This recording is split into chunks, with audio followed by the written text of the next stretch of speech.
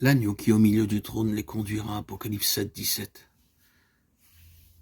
Mis à mort ici-bas, glorifié au ciel, investi du pouvoir de juger, l'agneau nous est maintenant révélé comme le conducteur des rachetés, le chef des légions, qu'il s'est acquise par son sang, de toute nation et de toute langue. Si sur la terre les hommes savent que les châtiments qui fondent sur eux sont l'attribution de leur incrédulité concernant le Sauveur, au ciel, les rachetés savent avec autant de certitude qu'ils doivent la vie et la félicité dont ils jouissent à l'agneau. Lorsque celui-ci s'avance pour prendre le livre, le premier groupe de la vision du chapitre 4, ce que nos versions désignent par les 4 animaux ou encore par les créatures vivantes, et les anciens l'adorent et chantent ses louanges parce qu'ils ont été rachetés pour Dieu par son sang. Plus tard, l'apôtre est mis en présence d'une grande multitude que personne ne peut compter de toute nation et langue, Apocalypse 7, 9, 17, qui se tient devant le trône de Dieu et le sert jour et nuit. Celui qui est assis sur le trône étend sur eux son tabernacle, c'est-à-dire qu'il les abrite de sa présence manifestée. Et qui sont-ils? Ce sont ceux qui ont lavé leur robe dans le sang de l'agneau. Et celui qui, à cause de la joie qui lui était proposée, souffrit la croix, lui-même devient leur berger. C'est lui dorénavant qui les conduit aux sources d'eau vive. Souffrance et douleur ont disparu à jamais. Dieu lui-même essuiera toute larme de leurs yeux.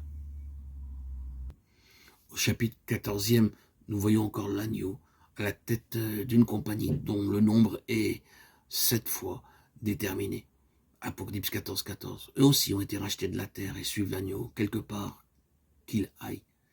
Ils feront la guerre à l'agneau, mais l'agneau les vaincra. Apocalypse 17, 14. Au fur et à mesure que les sceaux sont brisés, que les trompettes retentissent, une succession de jugements atteignent un monde qui se livre de plus en plus à l'iniquité, jusqu'à ce qu'enfin une voix retentisse dans le ciel, voix qui s'élève des 4 cornes de l'autel d'or et crie vengeance.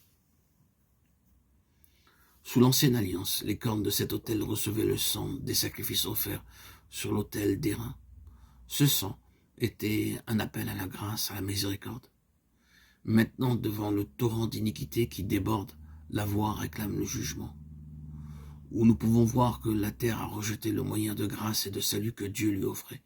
L'humanité a pris position contre le plan rédempteur, et la méchanceté a atteint de telles proportions, surtout en ce qui concerne la croix. L'opposition à la croix, que de l'autel même symbole de grâce s'élève la voix qui crie vengeance.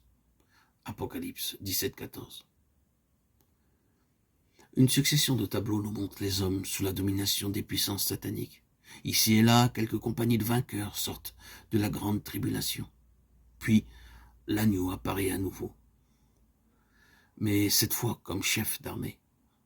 L'iniquité a atteint son point culminant. La grande Babylone s'est enivrée du sang des martyrs. La rébellion des puissances du monde se précise. Et elles font la guerre à l'agneau. Mais celui qui est mort sur la croix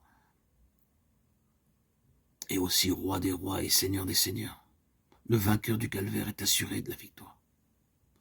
Ceux qui le suivent dans cette rencontre sont les appelés, les élus, les fidèles. Apocalypse 17, 14.